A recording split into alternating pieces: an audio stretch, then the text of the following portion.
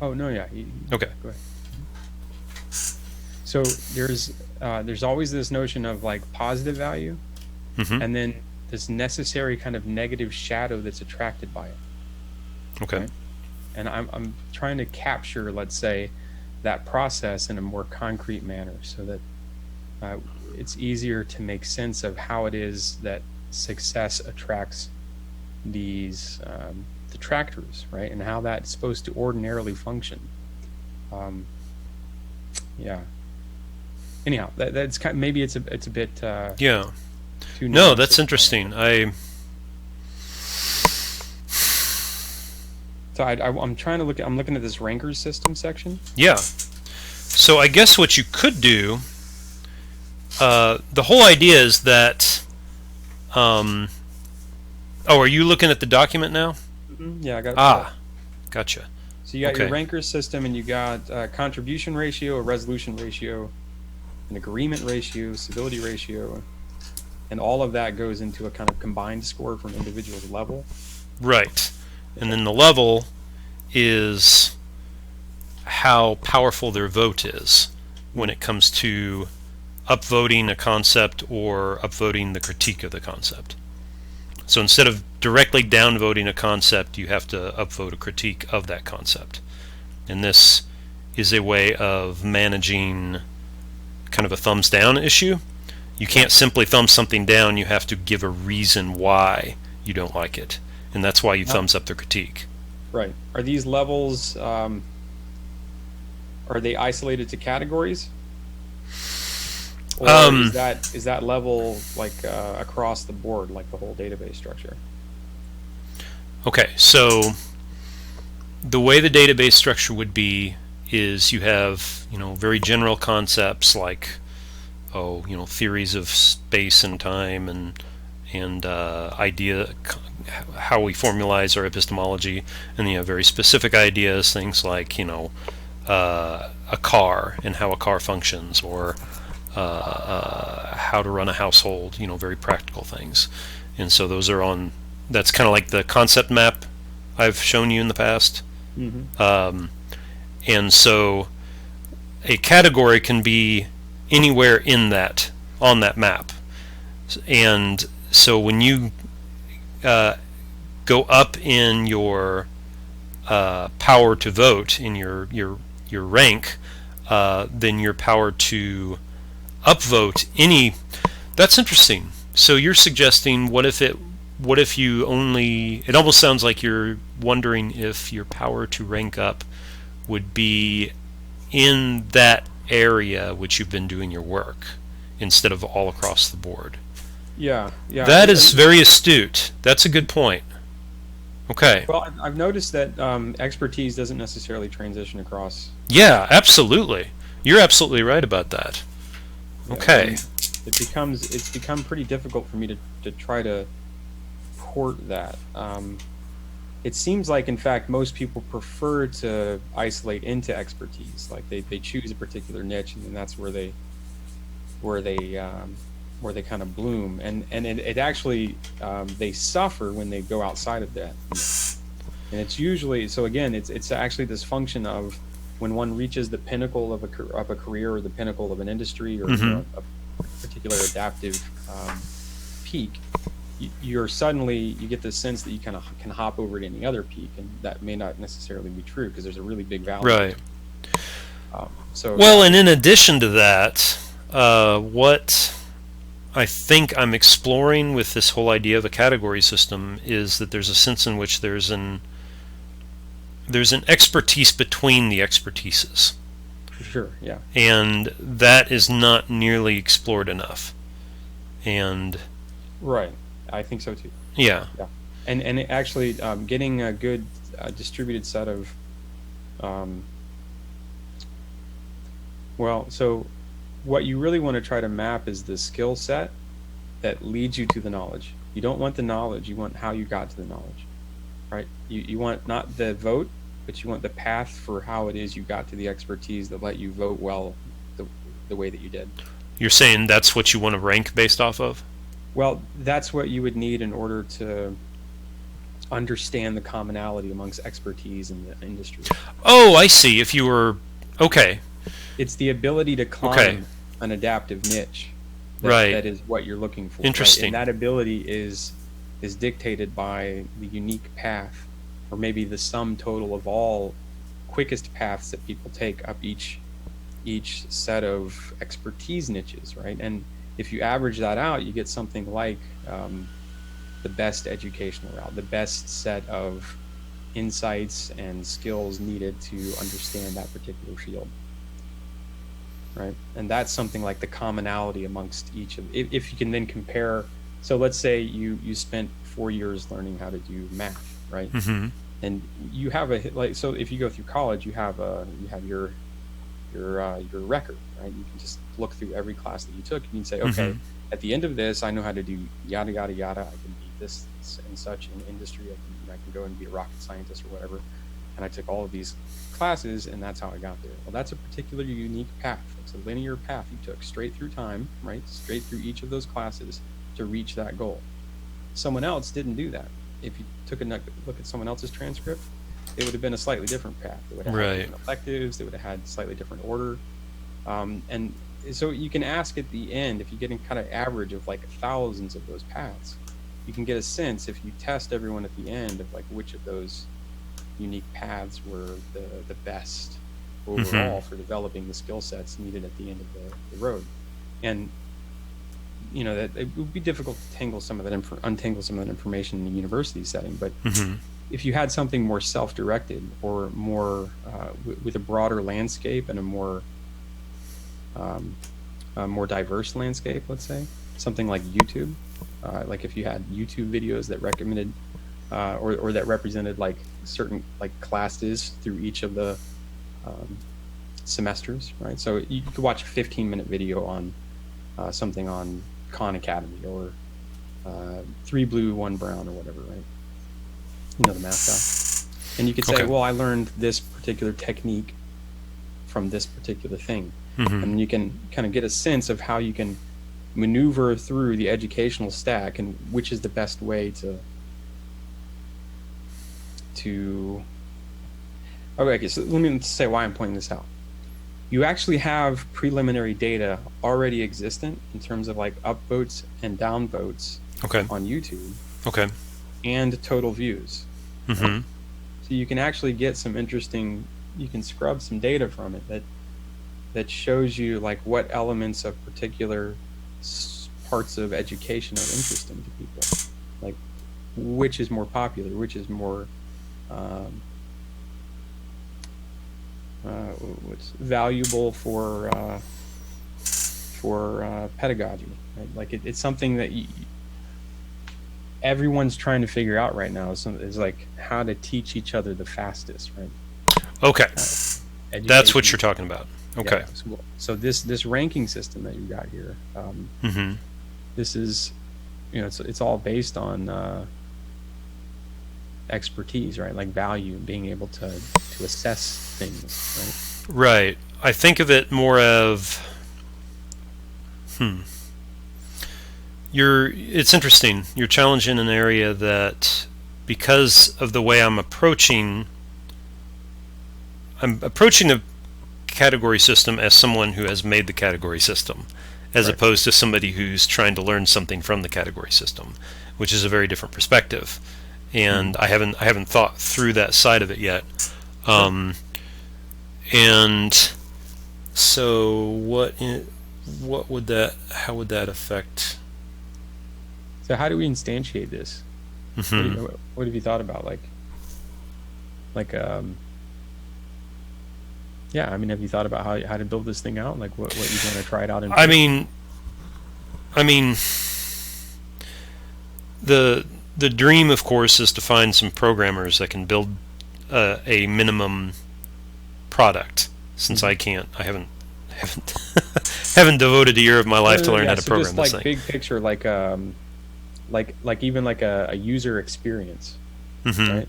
Like, can you imagine, like, if you were to go and visit a website, what would it feel like? What would it look like? Use this thing. Right? Well, I mean, are you talking about what is my end goal? or I'm what do really I think I trying can to, achieve? I'm really trying to just get a clear picture of this thing you've got in Okay. your head. Yeah. All right. So imagine you log onto this website, you go through a kind of basic questionnaire about your interests and your passions and your knowledge and your experiences, and it, based off of that questionnaire, kind of gives you a region of the web that is kind of your focus, is kind of your interest. And then once you can start saying, oh, I like the way this is structured, I don't agree with that, and you start building your rank by interacting with this information, by voting, by contributing to it, or creating your own arguments, your own critiques, your own rebuttals, your own, that kind of thing. Gotcha. And the thing I would like to imagine can be done, and I think it can be done if the database can function the right way, is you can gamify the whole system apart from just voting, and kind of use various graphic overlays to make this so that you're not just interacting with text, but you're interacting with media. And that's way down the line. But it's like, I see it as, the first people to get into this are going to be the theorists, the philosophers, the heady people. But eventually I'm going to want this thing to be built in such a way that your average Joe can log in and play with it. And so I've had this idea for a game that's a bunch of boxes that you're like trying to keep afloat, and so you're moving the boxes around, and if you're not balancing them, then everything's sliding over and falling in the water and that kind of thing. Mm-hmm. But what you're doing is actually philosophy, because each block is an idea, is a piece of a sentence or of a concept, and you're trying to be complete and accurate, which means I want all the boxes on there and I want them arranged in the right way. And so it's a way of playing with philosophy, if you will. So it's like a philosophy game. So I could see people playing these philosophy games and getting points and leveling up. And that might be tied into the voting system to a degree, or it might not be. I haven't quite figured that out yet. But that's I can't imagine that happening for like 5 or 10 years unless suddenly everybody's talking about this idea, which I don't think will happen. But if it did, I mean, hey, great. But well, I mean, like various different ways to try to deal with. So what you're talking about here is essentially the attention economy. Mm-hmm. Like how to direct people's attention. Like where are we supposed to look in the world? And this is getting worked on all the time. So mm-hmm. Google's got this one solved, right? They are the okay. number one mm-hmm. like big guys. So your full project goal is a direct competitor with Google, right? It's like telling people where to go and how to page rank. So this is interesting that you put this up, because there's some interesting. Wow. So the difference between Google and my project is the requirements for entry, if you will, meaning the requirements for posting, for entering a post, sure. which would be, you have to follow the guidelines of the project, or it's not yours accurate. Is better. Yours is okay. better. Okay. Let's say that, right? All right. But either way, it's in direct competition with Google's desire to page rank mm-hmm. the knowledge of the internet, right? That's really what they're doing. Okay. Your system, if it were to improve on that, mm-hmm. your system would be the people that advertisers then go to. You see, like then that's the nice. point, right? Okay. So like, if you can deliver people's attention to the best possible places, you win. Right. That is the ultimate game for information.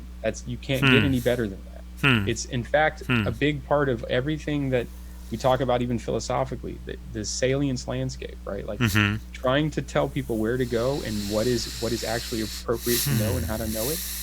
That's the game. So like the thing you're working on is like the thing that almost everyone else is also trying to work on right now. Right. And I think you're touching on the better solution, right? Wow. That's why we've had these conversations, right? I told you early on that I noticed something in your work that was similar to mine and similar to a lot of other people's I've been running into. I think it's some weird convergence. It's just very strange phenomenon where certain minds see information in the world, they gather it in and just resonates in a particularly similar way, and then we Mm-hmm. all kind of chat about it. And we're like, oh, wait a minute, I was just I already did that. right. What Yeah, that's the? a really How'd you interesting do idea. that? Yeah. Newton and Leibniz, the same thing, calculus, right? Right. Right. I think right now it's just fascinating. Like I keep running into more and more people Yeah. on the Weinstein server on the portal. Right. Right. Same thing. Everybody's working. Okay, I'm. so Yeah. here's what's really interesting about this. The same thing that you're working on here is Mm-hmm. also being worked on in the cognitive science realm in terms of trying to understand the neuron maps and how the graphs are wiring up in our particular Okay. neurological structures in the brain, the fine structures in the brain. Hmm. It's something really fascinating is occurring in here. It's Mm-hmm. very similar to a kind of voting process, you can call it. Oh. Okay. Interesting. Yeah. Okay. And it has to do with very complicated multi-dimensional network maps in the brain where these neurons are all completely interconnected, and they have these directed and undirected cycles that they just send signals through, and somehow those combine to produce some kind of concerted voting effect on a particular set of information, right? And then those become the neurons that then they bind to the phenomena that you experience, right? Right. Right. And the cognitive landscape that you develop in here, like how you associate these cognitive structures. It's utterly Right. fascinating. I'm probably Did you by any chance watch? I mean, that is very cool. Did you by any chance watch some of the drive time psychology videos I've been doing? drive time? No. Okay, I probably haven't I've shared had them with you. almost no YouTube time at all. No. Oh wow. Okay. I practically do YouTube all day at work while I'm working. I'm not watching it. I'm just listening. But let's see here. Started doing a series. Model of self-awareness. Where's the share? I guess I have to start watching it. Noticed I posted a Share. new video, so I decided Copy. to give this another try.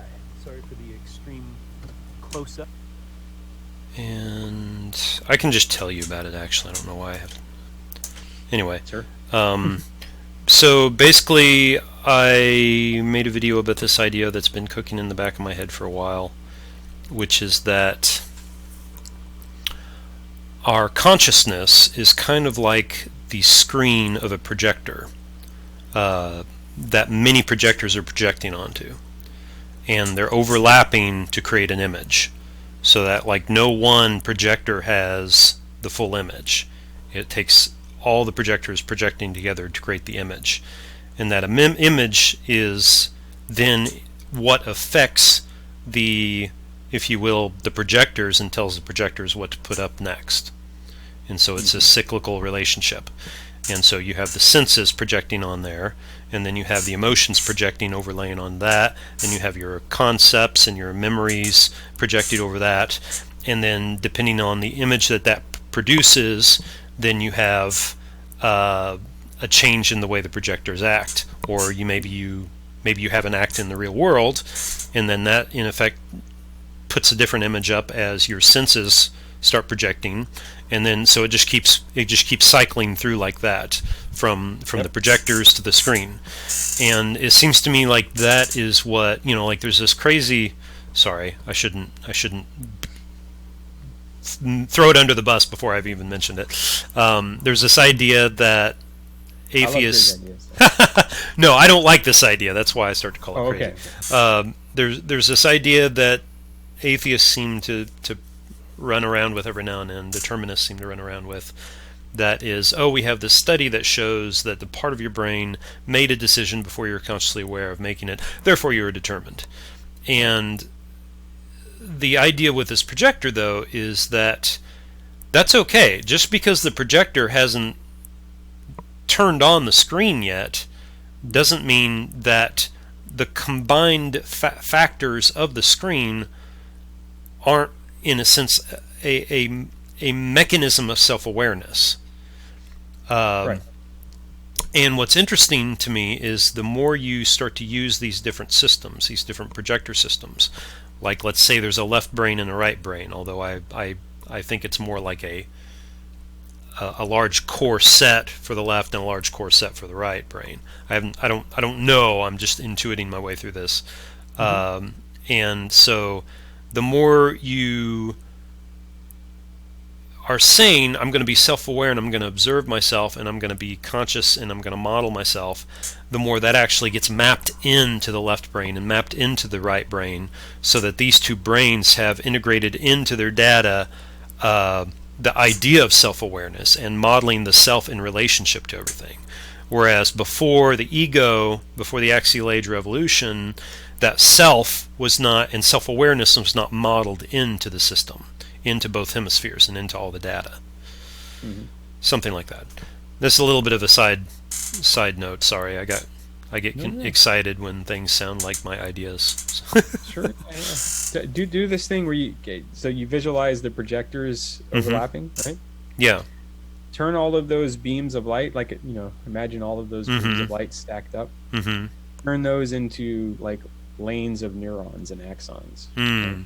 And then turn the projectors into eyeballs. Only it's internal. Right. Well, it's a crazy thing like that. Well, it could actually, the projector could be like your occipital lobe or something, right? Like right. The place where you start to integrate the information. Okay. Yeah, and then you can just attach eyeballs to the other end. But, yeah. So, yeah, that's exactly. I mean, a great little metaphorical model for what I think is happening.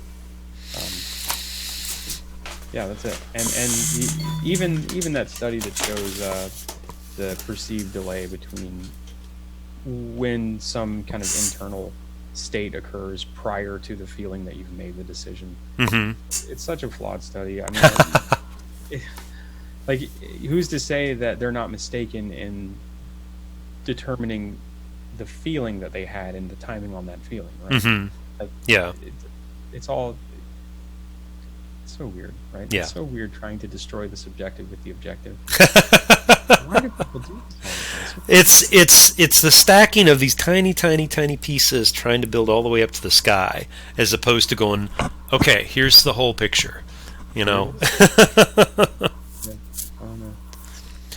Okay, so, but you had some fascinating points. You were suggesting that a voter might rank up in kind of a sphere of expertise. And so I can actually picture how that would work fairly clearly, because if you're working on a category, every category is by its very nature connected with hundreds of others, because one category is a network of other categories that are arranged in a certain way to define that category. And so each of those are related. So you would automatically be, let's say maybe it's graduated. You talk about this category, and it's like, okay, you're developing your expertise in this, and then it's a little bit lower here, a little bit lower here, a little bit until it fades out. But then, oh, you're working on this peripheral one too. That's gonna build your sphere of expertise larger, and so you just keep adding, and then maybe you have this peripheral issue way over here that you're interested in. Then they don't really relate, but you're building over there as well. That's interesting. Well, it's also, I think it's maybe somewhat of a trivial issue to develop a method to kind of hop these expertise stacks. It could be something like you just you take something like the best selected elements of a particular category, and then you test another expert in another category. You present them to them as an array, and you say which of these elements, which of these things are the best value, right? And if they pass a certain ratio, it's like clepping a class, right? It's like taking a test and earning a credit in school. It may be something as easy as that, because once the work is done, once that actual category... Well, see, that's kind of... I'm kind of wondering about that, because what you're really developing, I think, as a skill by interacting with the category system and by ranking up, you're actually building a general skill of thinking. So you may be learning expertise in a field, but you're also learning the system is teaching you how to think in this systematic game B way, if you will, because it's requiring that it's incentivizing you to, and it's requiring you to do certain maneuvers in order to make a submission to the system. So it seems to me that in at least one way, whatever category, whatever subject matter you're working on, you're ranking up, and you're demonstrating that you are ranking up, because you are demonstrating that you're efficient or competent to make good judgments. So then, of course, when you okay, so this is actually a critique I have about our competence hierarchies, which is that, okay, I probably shouldn't do this, but I'll do it anyway. I was thinking today of, or maybe it was yesterday, of two ways that it seems to me at least that people process information, that they uptake it.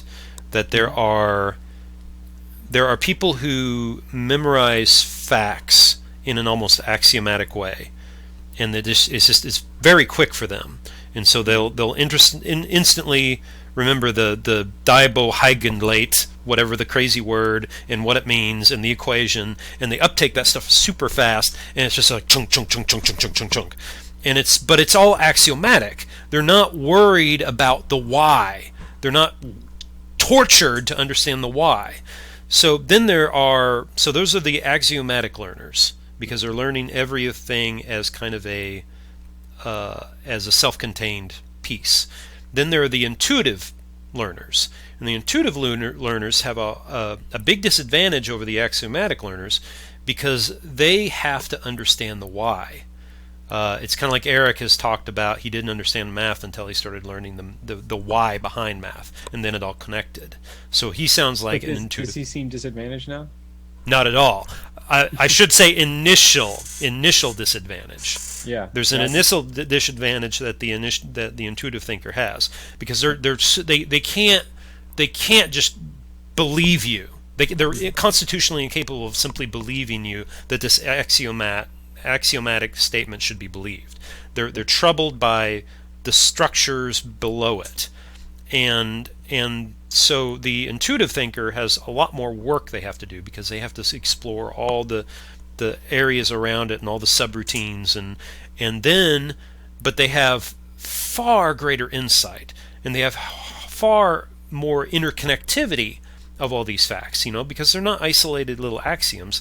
They're this network of things that they can use in novel ways, and they can turn the whole system upside down and squish it and twist it and jam something else into it and go, oh wow, okay, so and I brought all that up because I think our competence hierarchies in, for instance, universities are very, very, very hard on the axiomatic learners and very weak on the intuitive learners. Like, I think that's the way. I mean, correct me if I'm wrong, but it seems like. No, what do you mean by hard and easy? Sorry. Okay, they are. Yeah, those were bad terms to use. They are. What's the right word? They put more emphasis on axiomatic learning than they do intuitive learning.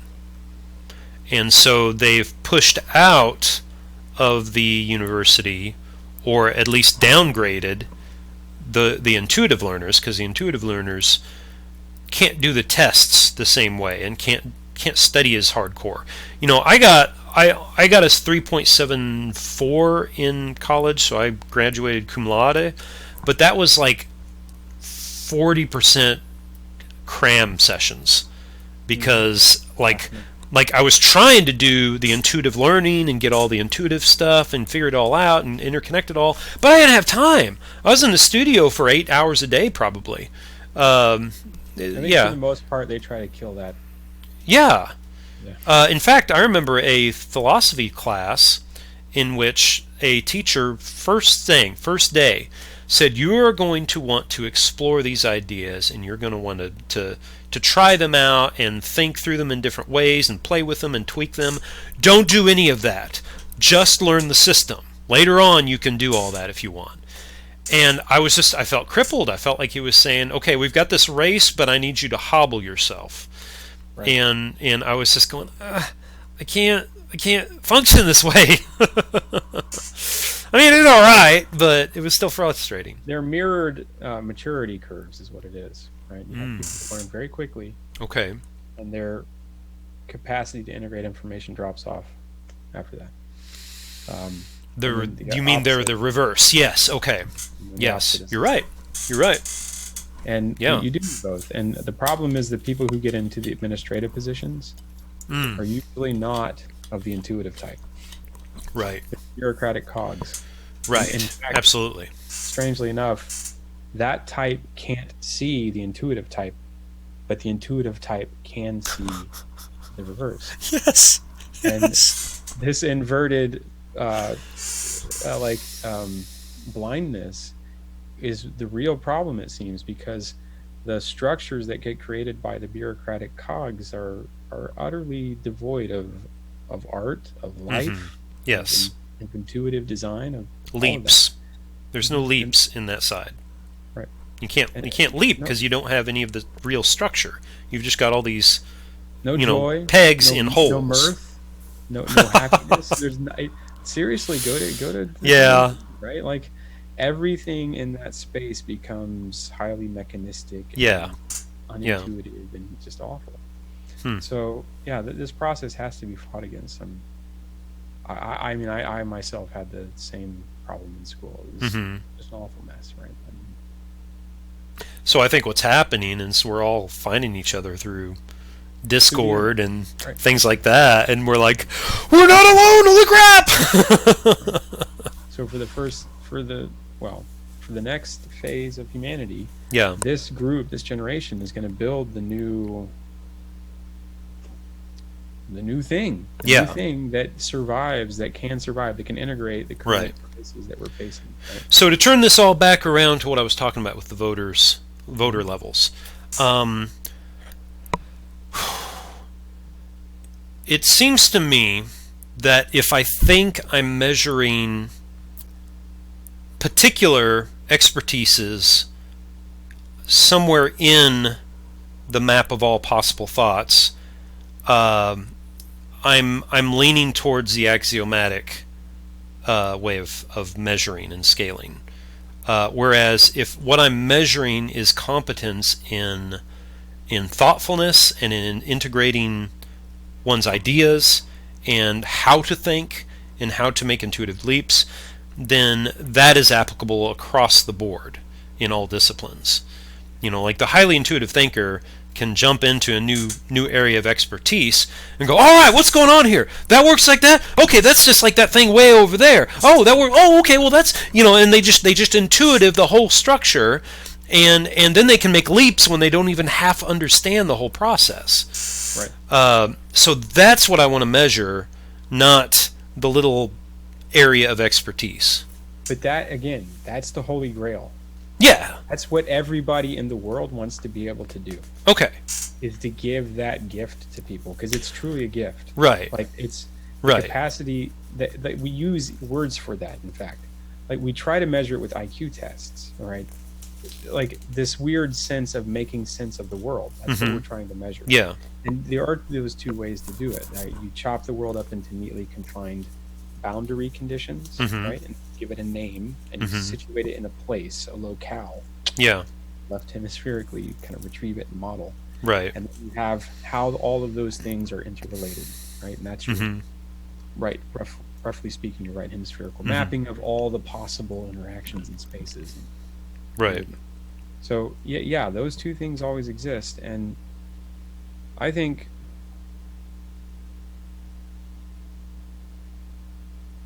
there's it's almost like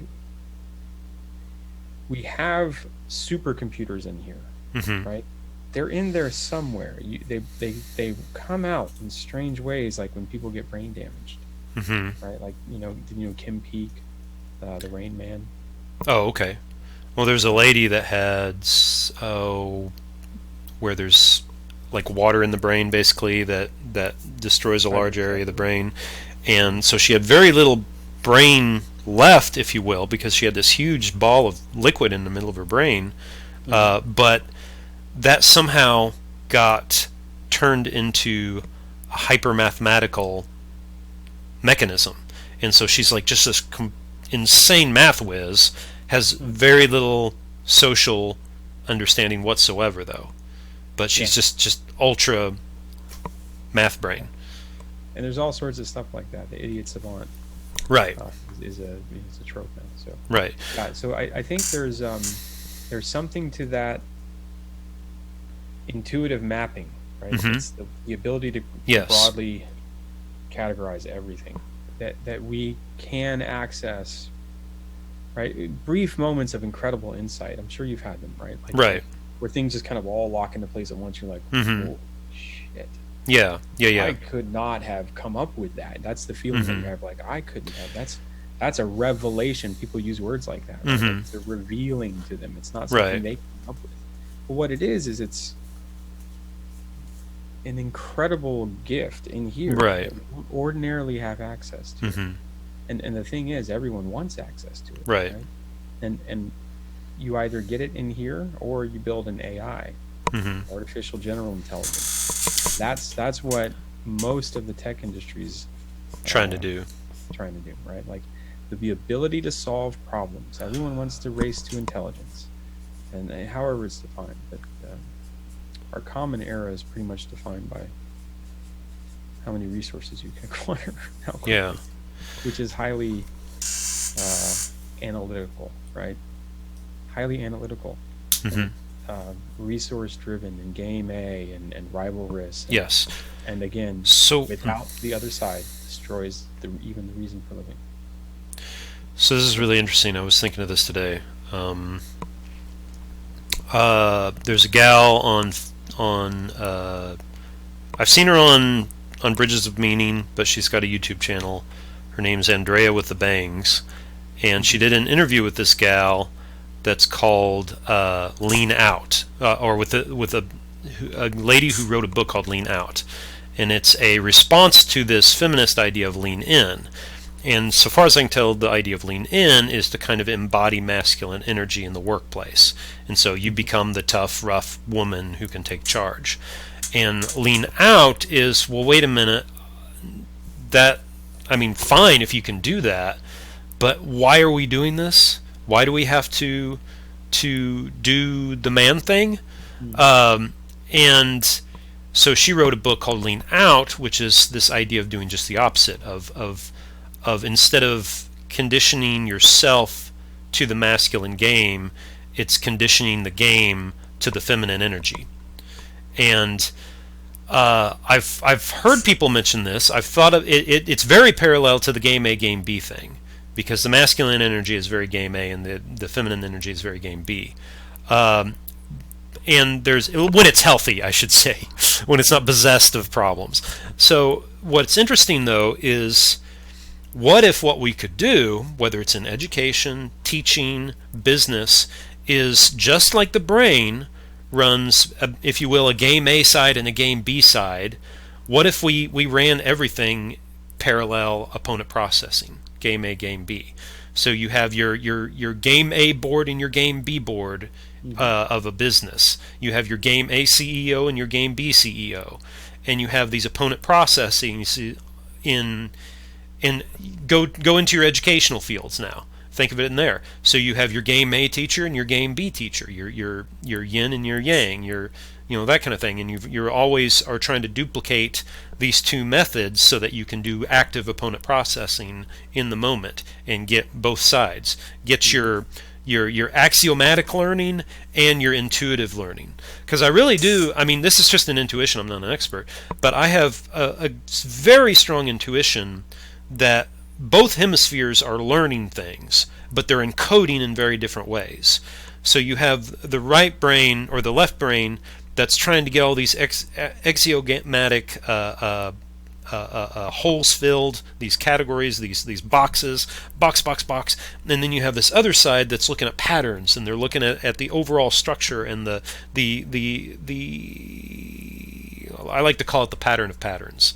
This just the way everything is overlapping and interconnected, and it's always looking at everything. It's that third eye, that some religions talk about. And so you have this creative just gestalt view, and then you have these itty bitty boxes perfectly organized, and those are two different encodings of the same issue. And the thing is the right hemisphere, I don't know where. I know language processing happens on both sides, but it seems to me that there are times in which I have an intuitive structure that I have no concept, I have no linguistic consciousness of. So I have this structure that I can play with, and then I have to name it, and once I name it, it pops in to the left hemisphere, and suddenly I can start manipulating more minutely. Because that's one thing the left hemisphere is really good at. It's good at minute, detailed manipulations. The right hemisphere, however, gets the whole thing, and I've got it all. And you have to give it a container. Yeah, Something you can hold. Yeah. So it's this whole impotent processing. So that would be interesting. I wonder how I could implement this kind of idea of impotent processing within this whole voter structure. Well, you do consider it alongside the troll issue as well, because I think what that aspect of it is related. So game the trolls into their own area, and not into their, like a pin, let's say, but into the proper proper use of trolling. Okay, which is something like, you were talking about it earlier. It's something like the trolls are the testers of the strength of a idea or the concept, and if you watch a primate like pack, right, like the alpha male is constantly being pestered by these beta males, right? Right. Constantly kind of pulling the back of his leg when he's walking by or something. Like, every now and again, someone really tests him. But, they're the game testers that try to break the game. Right. What they're doing is they're testing for weaknesses. Right? Yeah. They're pin testers, Mm-hmm. and you need that process to occur. It's the necessary grounding so that your ego doesn't just shoot off to the moon, right? Every time you're successful, that little thing grows. You're like, oh yeah, I am an expert in this area. I'm really freaking smart. Yeah. Nobody else here can tell me anything about this. I'm the peak. Well, of course I can tell everyone else. Which is completely left brain, by the way. Yes, right, exactly. It's somewhere right around here. A walnut-sized piece of the brain is certain. Yes. It can accomplish anything. Yeah. Okay. So there's some weird natural process that needs to occur, and this does in our own head, right? Whenever we stand a little too tall, there's a little shadow element in our head that says, if we've grown it properly, let's say, something like, whoa, back down a little bit. That was a little crazy. Right. That's not right. It's like the doubting element in your mind, right? It's like that the element which humility causes you to go, nope, bad idea. Yeah. Right? Bad idea. And it's funny because we lose sense of a lot of that process occurring sometimes when we get to be an adult. Yeah. So did anything, when you watched that video, was there anything that struck you as, I don't know about this part? I think the mind mapping would go a long way to explaining the relationships between some of these things. Okay. It started to come into more sense when you were making the concept points voter relationship, the way that you cycling it all together. Right. That's in general. So when you're teaching it to other people, you kind of want to answer a couple of different questions. why are you telling me about this? Like what is it that what am I supposed to get out of this? Like what am I going to understand first from this? Tell me what you're like telling me. And So then, you don't think I did that well? well, yeah, so like you're explaining like the voting mechanism, right? But what is that going to do for, like, where does that fit into the whole picture, right? So would you reverse the order? Would you do the diagram first and then split off and talk about what those parts are?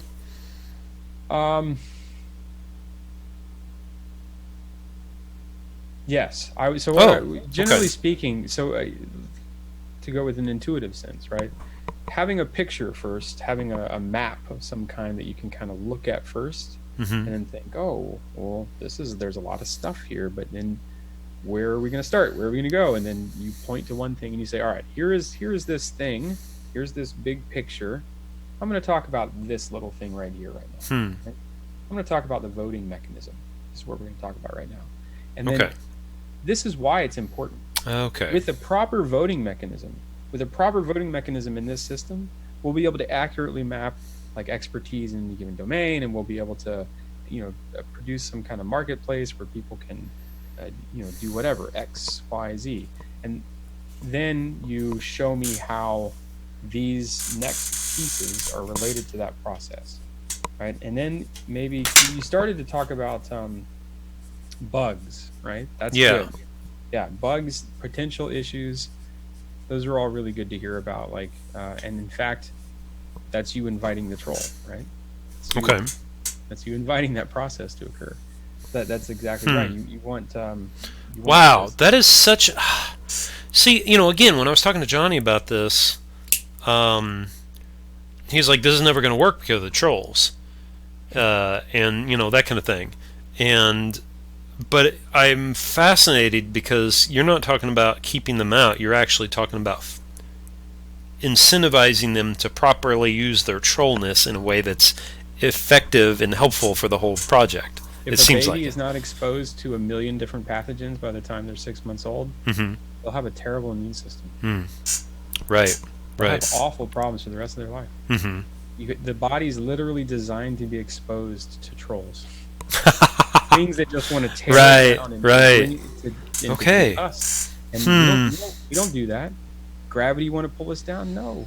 I'm getting up off the floor. 9 months later, I'm standing. I got this. Wow. Bugs come in? No way. I'll fight the bugs off. No bacteria is going to... Wow. Everything's always it's making us stronger by pulling us down. And you have to have that tension in the system.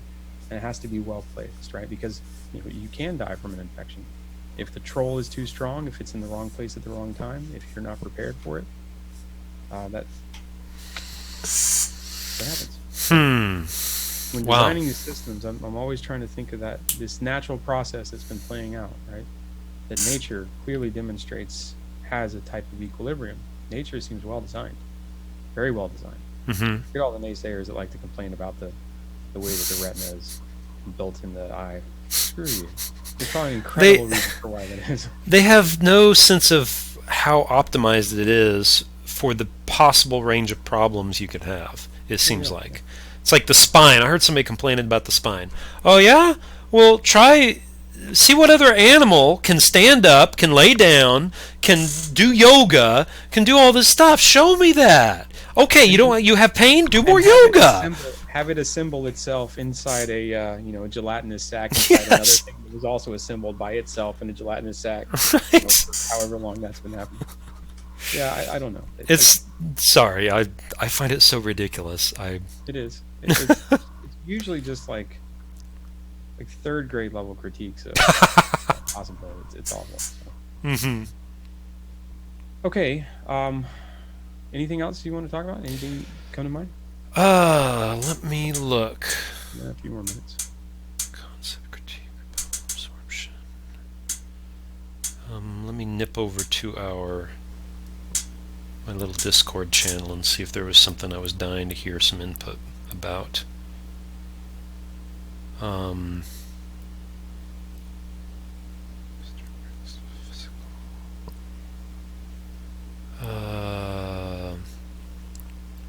That's the voting. Okay.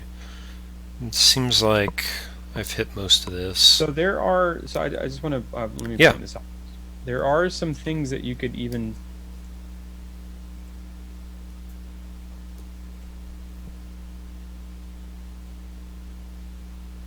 So there, I mean, there are systems that you could try to play around with now that have ranking systems, that have attention guiding systems within them already. Okay.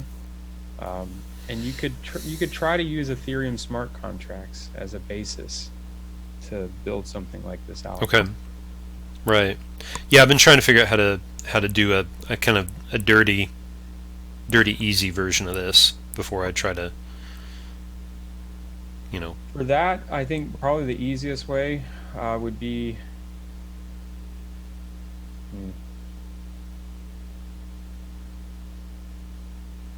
I mean, I've considered something like. Oh yeah, I don't. Yeah. Okay, so this kind of database is ridiculous. Like. Okay. No, like. Really. Yeah. Okay. I could go into that for days on how ridiculous it is. Because I mean, I've been ridiculous to build, you mean? Yes, like okay. Or even it's not solved. It's not solved. Okay. You like if like you said 5 years, right? You know, build a full system out, however nebulous kind of that vision is. As it grows. Build it out 5 years. That issue is not solved. How to build a kind of a non-relational database and then maneuver through it and then do this, and like it's in terms of the computer science, right? It's not necessarily solved. So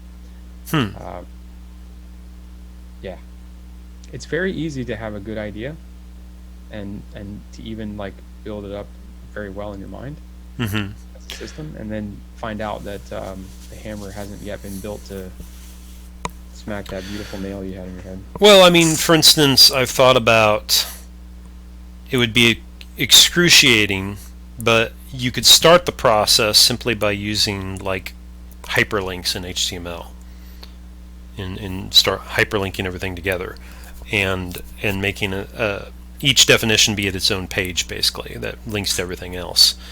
And it's just, you wouldn't have the what I think of as the super. Yeah, the issue though is when you're trying to develop the relational database.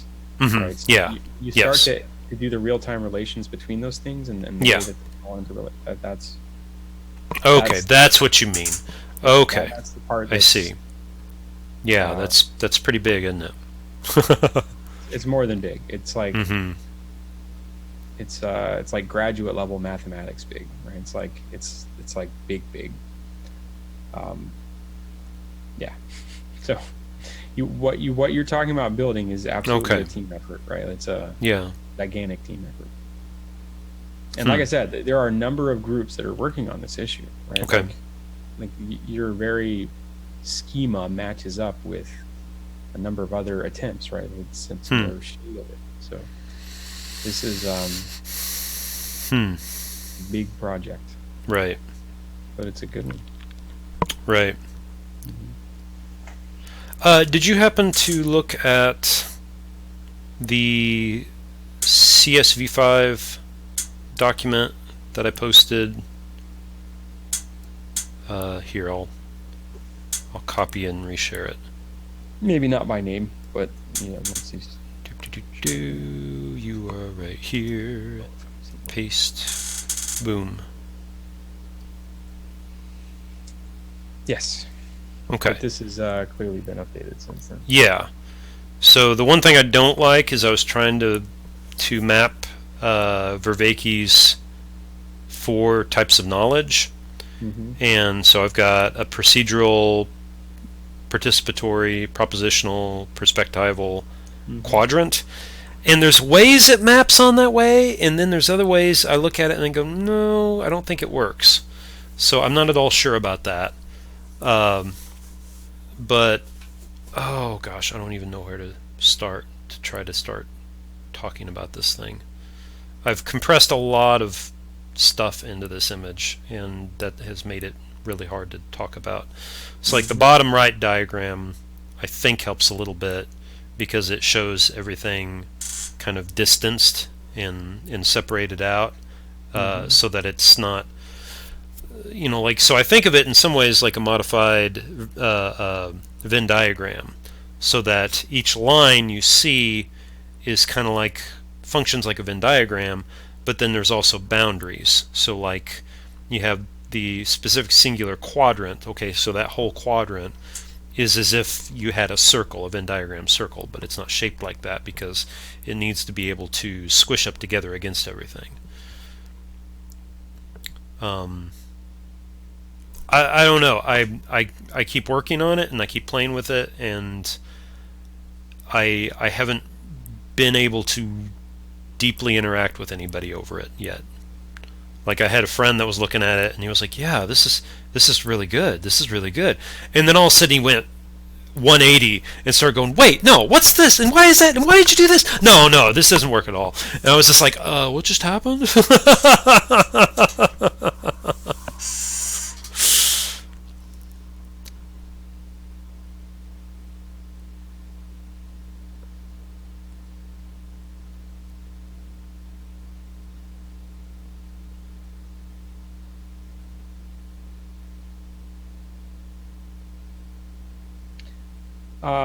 I'm missing the yellow on the. Yeah, it's not there because I'm still playing around with it. So the blue is supposed to be. You could imagine the yellow between the subconscious and the yellow, or in the blue circles. I was talking about linguistic consciousness a little bit earlier. This idea that I seem to have this connective right brain map of ideas that I haven't named, and I can still kind of play with them, but not very well until I name them. And once I name them, they become linguistically conscious. So it's kind of like they are, I call it connectively conscious because I don't know how else to talk about it. It's almost like subconscious. Like, I can kind of play around with the edges of it. I can ping it and it responds, and I can manipulate it in very vague ways, almost like playing a drum. And then I have to start naming the parts, and once I start naming the parts, then it pings over into linguistic consciousness. So that almost becomes a theory of mind of the reason our consciousness is as fine-tuned as it can be with language is because of language. And then beyond that, you have kind of a subconscious realm of manipulability, but it's not very fine-tuned. It's very vague. It's very, well, it's gestalt, but it's imagistic, and it's intuitive, and it has to be named to be worked with more fine-tuning.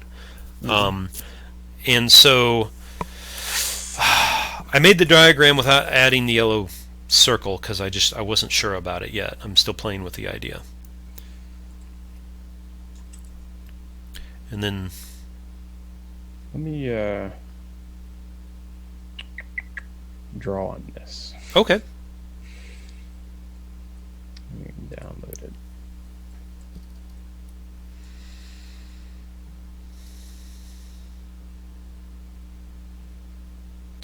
And unless this will distract you, there's a sense in which I think of this as, let's see here, is it reversed? Yeah, it's reversed.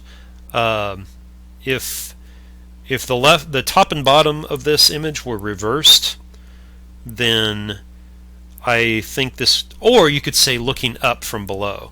Think of this as a brain looking up from below, so that the now is the spinal column, because that's where all our first impressions and our practical wiring is wired up. And then if it was brain from below, then that would make the top half your left hemisphere and the bottom half your right hemisphere. And then the further you get to the front, the more logical and certain and that kind of thing you get. So it almost seems to function that way. I don't know about story. I don't know about the human category level and that kind of thing. But there's a sense in which at least those four cardinal functions, the now, the singular, the logical, and the holistic, seem to orient the same way the brain does to a certain degree. I don't know if that's helpful or if it's neat or if it's wrong. No, yeah, that's helpful for, yeah. That's,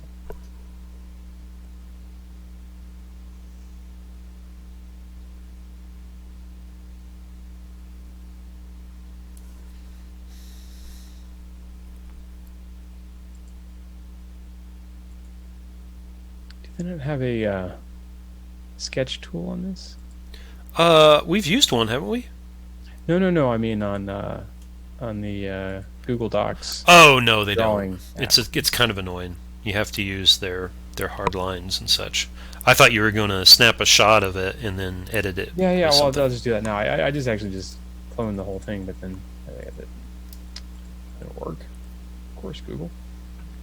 Yeah, I don't know why they don't have a like Well, a. they do in other tools, but I don't know why they wouldn't include it in this. I mean, It's very strange. Yeah. called drawing. Yeah, it's called Google Draw, and you can't draw with it. It's kind of strange. It's very left brain drawing.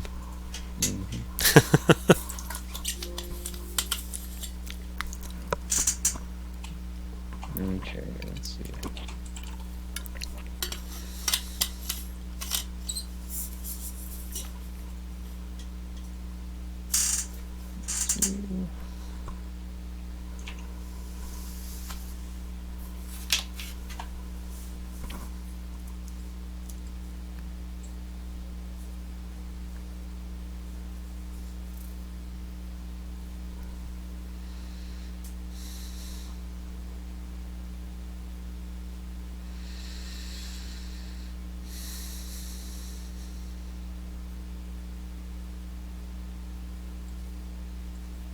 All right.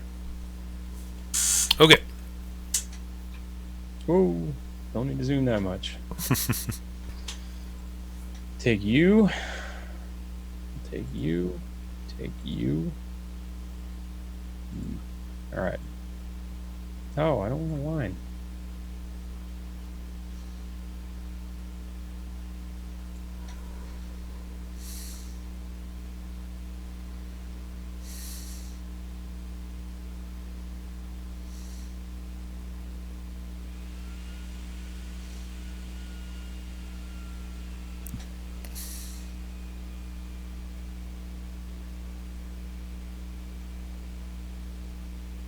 That's a word. Ah. Yes. Yes.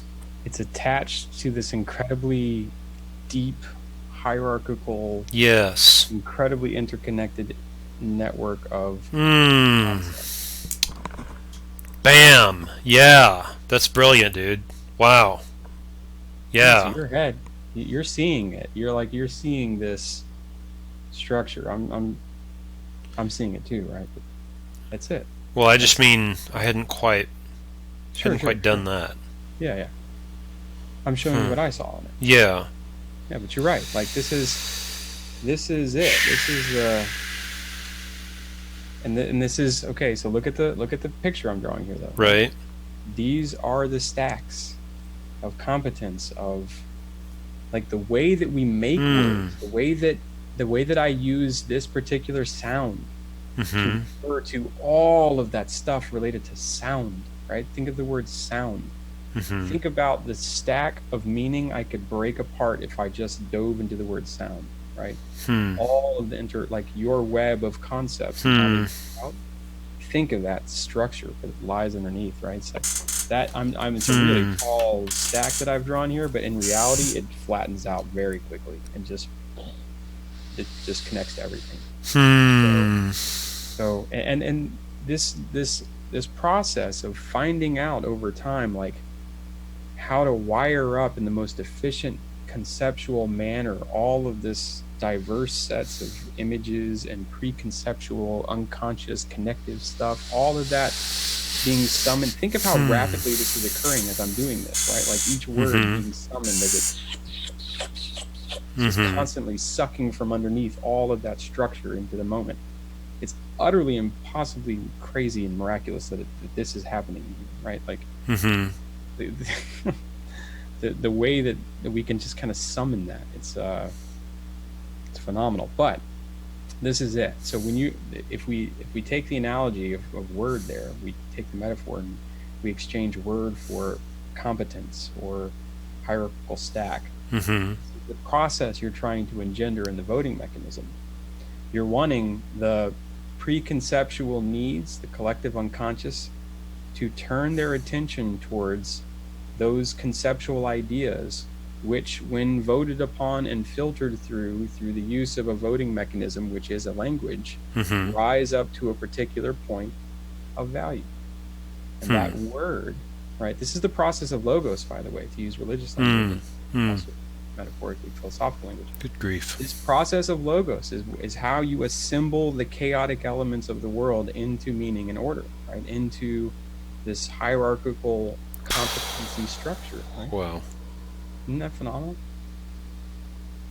So there's this guy at work that is into, I forget what it's called. Probably because it doesn't quite have a name. But it's just kind of the ancient wisdom traditions, and one of them is this statement that is, as above, so below. Mm-hmm. And it's this idea of the unity of all things.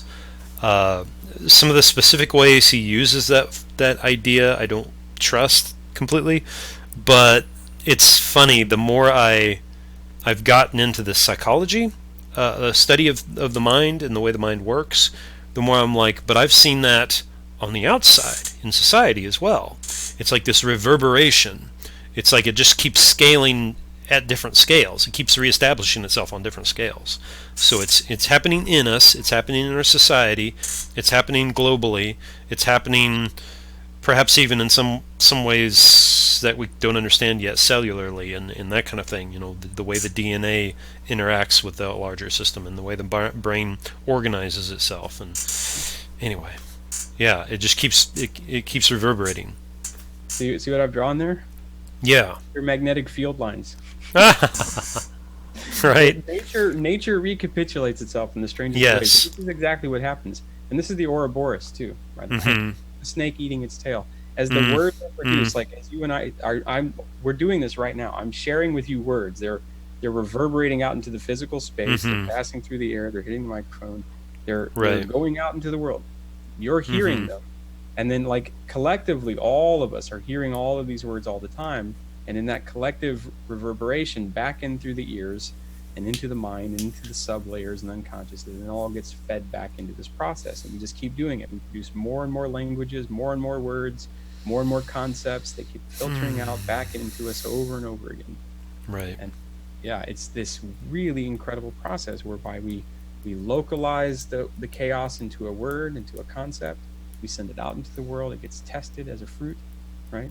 If it's delicious, people repeat it medically. Mm-hmm. If it's useful, harmfully even, right? Like a curse. Mm-hmm. That's why we have such a consistently utilizable database of curses, right? Like these are powerful words that we use to engender emotional responses in other people. That's why kids love to curse, because they find out, oh, I can make someone else have power. It's woo! I got magic in my Yes.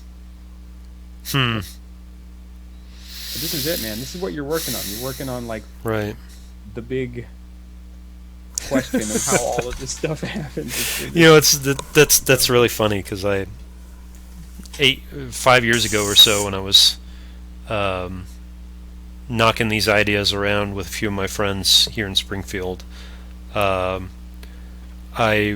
was arguing with one of them. I was like, look, I consider this a humble process. I'm just trying to understand things. I don't think I know it. I'm just trying to understand it. And he laughs and he says, humble? This is like the work of archmages, Matthew. Yeah. It is. We don't realize how much of that we incorporate of this archmage. Like, words are magic. Mm-hmm. They really are. Language is magic. Mm-hmm. It's an incredible gift. Wow. Okay. With gratitude. Like, people who don't receive language, they don't even become people. Right. They're not human. They don't act human. You can't treat them as a human. You can't communicate with them as a human. People who have literally no language are not human. And so what it is to be human is defined by our methods of communication with each other. Like, that's quite literally it. How we interrelate through our languages. Yeah. So it's so magical that we have this capacity to directly share our internal space so quickly, so efficiently, to receive it from another. Like, to have this conversation that you and I are having 500 years ago. Think of all the linguistic structures that we'd have to recover from scratch in order to make sense of half the words that we use. Right. And yet you and I are just like, whatever. Learn that in 5th grade. learn that cool linguistic structure in 7th grade. Right? And isn't it neat how it just, like, as long as it, how do I say this? I've become fascinated by the refinement of psychotechnologies. The way when psychotechnologies are first built, it's kind of like the first computer. It's this huge, unwieldy, bulky, very difficult thing to use. And the psychotechnology keeps getting more compact and more compact and more easy to transmit and more easy to, redundancy, or not redundancy, well, maybe redundancy, I don't know. Things are paired off to the point where you're just like, hey, 1st grade class, here's this thing that 30-year-olds in the ancient world could barely understand. And here it is. Yeah, education, how to teach each other about the world. It's a big deal. It's an important one.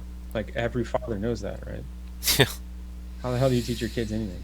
Yeah. It's like, it's crazy. Most of it especially when they're testing your patience to the max.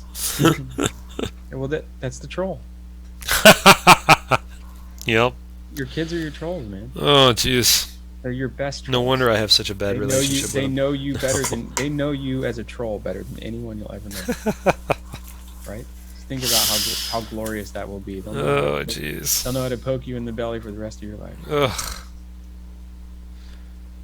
You get to a whole new level when you start having kids, because you realize I was such a kid before I had kids, and then they start turning things around on you in ways that you never knew were possible. Yeah, they teach you about yourself. Yeah, for sure. Yeah, they do. Jeez. All right. Cool. Thank you. I really appreciate it. Well, thanks for sharing.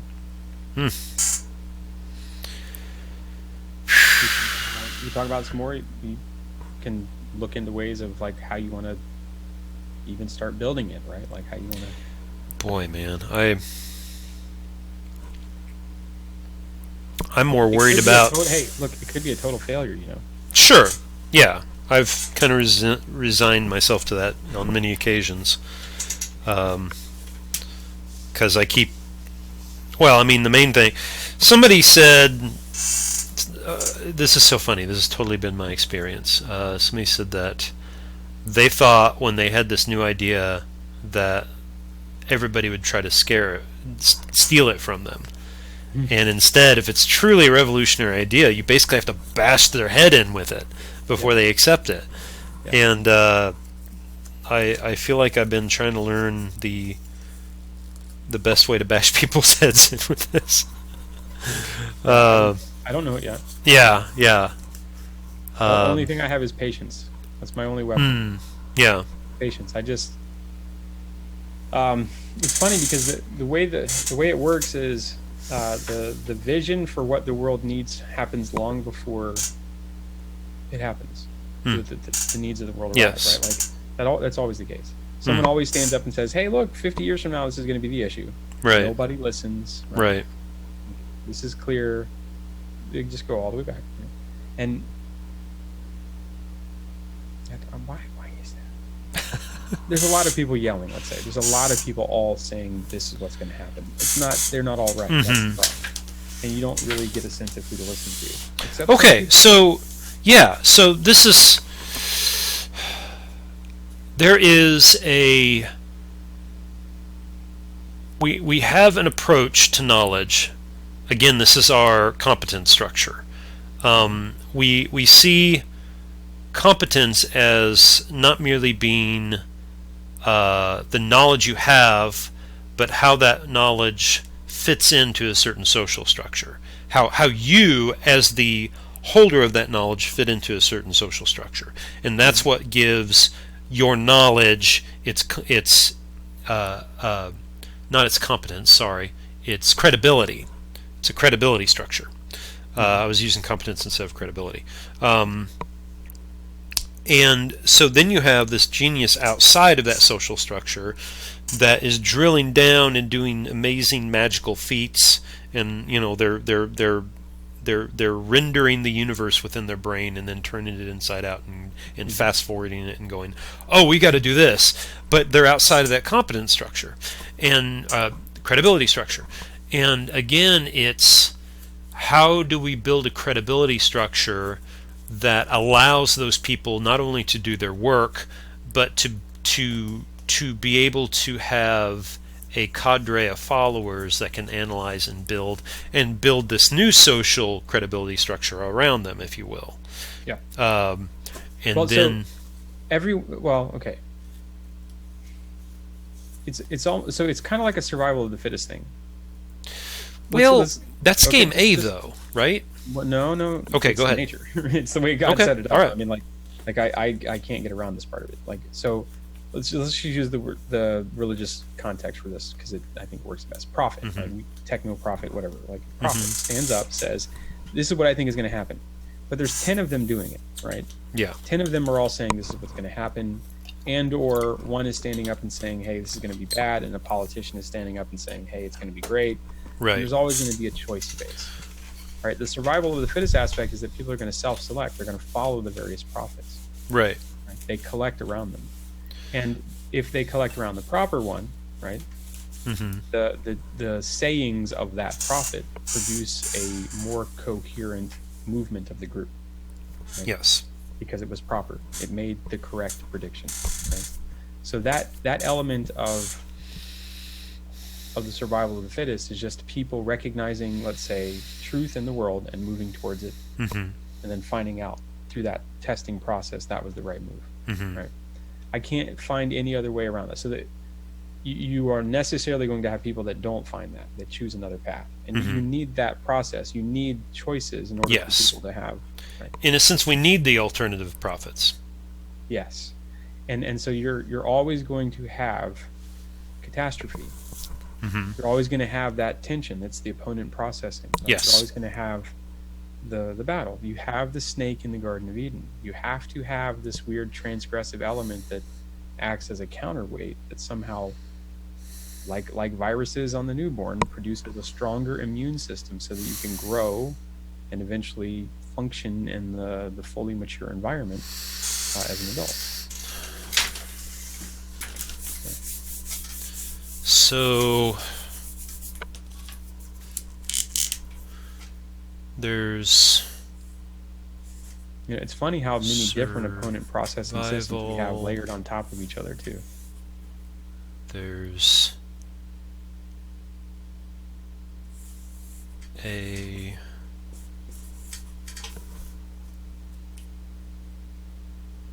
that's not quite right though, I guess.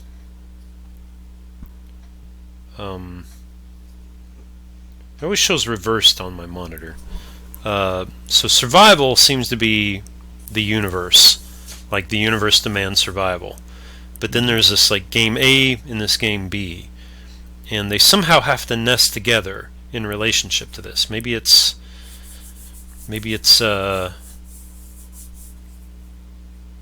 well, it also depends on the social context. So there's like the game A has to interact directly with survival, and game B is that makes sense because you have the masculine energy that's hunting, gathering, killing, protecting, and then you have the maternal. Can I suggest a particular shape? Go for it. So what you're looking for, you're saying there has to be some interrelatedness, right? I'm looking for the yeah. So let's try drawing a line straight down the middle. Okay. Erase everything on the inside. Okay.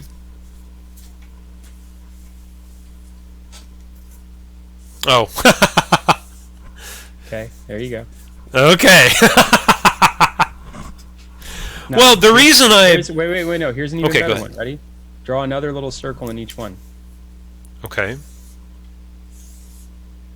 Now And put is the it- B inside there Okay. in the A. Really? You think it works like that? Well, Well, that would make sense from what I was thinking earlier, because I was thinking that when your left brain and your right brain are working together in consciousness, and consciousness is self-aware, each begins mapping the other in their own way, so Right. that the right brain starts mapping the left brain, and the left brain starts mapping the right brain, and as that happens, you become more and more self-aware. now I want you to erase that A, the small circle A, Okay. and draw it above the B. You can erase it. Oh, yin yang, yeah. I knew you were going there. Well, that's it. And then we can do this Somehow, thing. there you go. All right. Somehow, symbolically, this relationship between the two modes of being in the world, the masculine and the feminine, the productive and the receptive, the rivalrous and the anti-rivalrous, Yeah. the creative and the procreative and the destructive. Somehow they got those. They grabbed it all the way back then. I know. Yeah. And you're recapitulating it, right? Mhm. You're recovering it in this other sense. So it's exactly right. But this is it. A and B have to be fed into each other, and the resource from one feeds into the other, Mm-hmm. right? And there's a particular ratio to it too. They have to. I don't think the yin yang is actually right. I don't think they're equal. I don't think they're equal in like that perfect. Oh, well, I would say in most people, no. Mhm. I think Right. there are. maybe from the God's eye view, right? Like maybe the total sum of the universe is something like the proper ratio of this yin yang. Maybe, but I mean, I would say a healthy society, if you could God's eye view the social brain, a healthy society would look like that. You know, our society, of course, is like this right now, I think. Right, you know. exactly. And so what we're trying to do is recover the proper Yes. ratio. We want to get back to normal. Come back. And that's so fascinating. So I've been in a channel, Rebel Wisdom's Game B channel. I've been participating in a lot lately, trying to get my head around Game B, trying to see what's been done, because I'm not having much luck. Like, there's a Facebook group, and there's bits and pieces of Game B all over the place, just scattered everywhere, and I can never quite decide what people think they mean by Game B, because it's just Well, they mean different things. exactly it's the dang, well, it's very right brain. Okay, my camera mount just fell down. Okay, fine, I'll take this off and do this. But it's wrapped around that. I have a mess. And that's my Marvin the Martian voice, right? I was right. No, that was just me being me.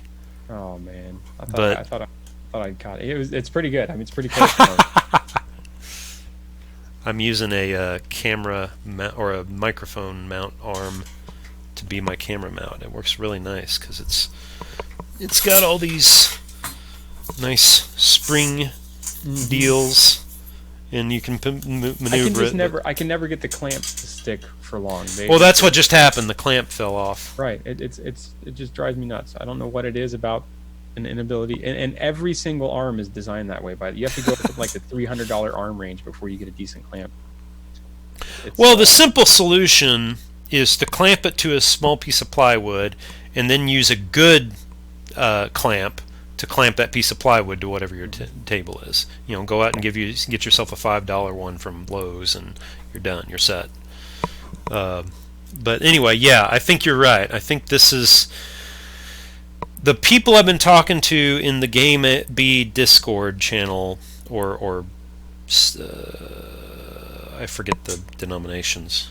Anyway, at first I thought they were going to be all Game B all the time, but the more I talk to these guys, the more like, no, we have to. It can't. Game B can't be the solution. There has to be some integration between game A and game B. And I was just today actually trying to talk to somebody about, do you notice, like I am, that there's a parallel between game A and game B and yin and yang? And he's like, yeah, I've got this theory that... Perfect. Right? Mm-hmm. So yeah.